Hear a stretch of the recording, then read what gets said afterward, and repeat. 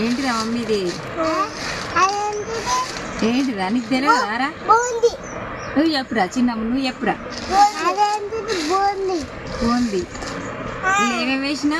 ఉప్పు, కారం, నిమ్మకాయ, ఉల్లిగడ్డ వేసి మంచిగా కలుపుతున్నా.